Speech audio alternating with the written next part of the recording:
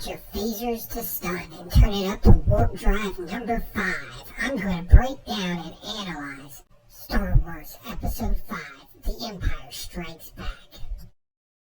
Money-grabbing franchise, or does it have any deeper meaning to it? I'm Blink, your AI host to anything that's nerdum, and here we go.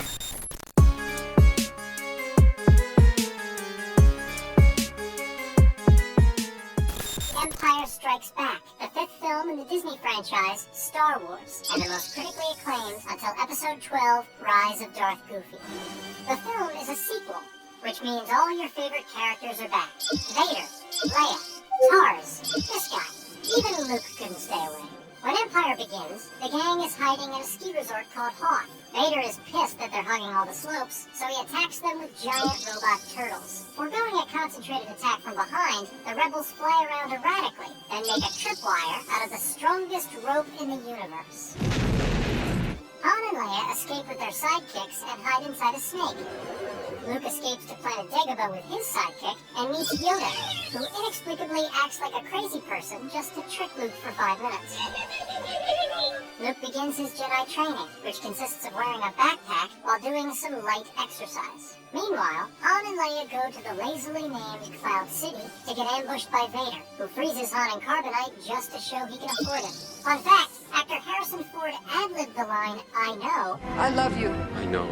Instead of using the written line, "I know you are, but what am I?"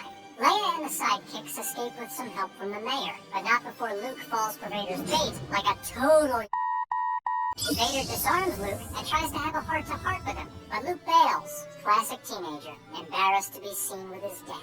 The Empire Strikes Back is visually distinct from its predecessor, and not just because of the decisive lack of side buttons. Whereas before it was mostly sand and starships, here it is predominantly snow, swamp, and clouds, with some lizard bowels thrown in for good measure. Still, the film touches on a few of the same themes, such as humanism and nature over technology. Yoda, like Obi-Wan in Episode 4, lives a simple life on the bayou, the Jedi Master way, but not something traditionally associated with power.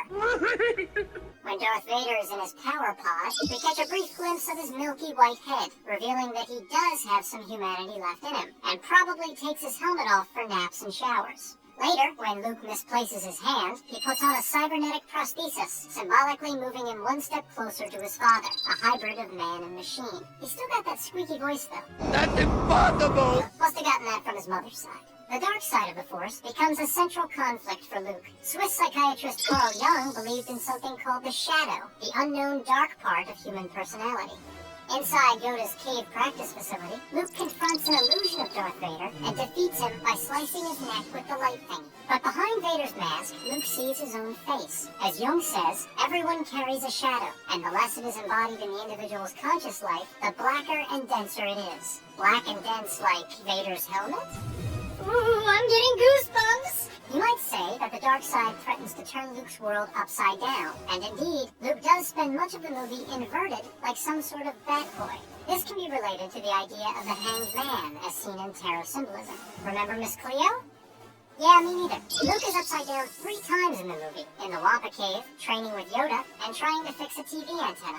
And in each instance, Luke uses the Force. This is in line with the description of the Hanged Man as being in deep concentration, complete calm and assurance, rather than pain. Another element that separates this film from the previous one is the addition of Yoda, a very popular character among humans and frogs alike. Yoda's name means warrior in Sanskrit and badass in every other language. The makeup artist Stuart Freeborn based Yoda partly on his own face and partly on the face of celebrated patent clerk Albert Einstein. In addition to being a handsome devil, Yoda ascribes to the principles of Stoicism, an ancient Greek philosophy whose faithful believed emotions like fear, envy, lust, or passion arose from false judgments. Excitement. A Jedi craves not these things.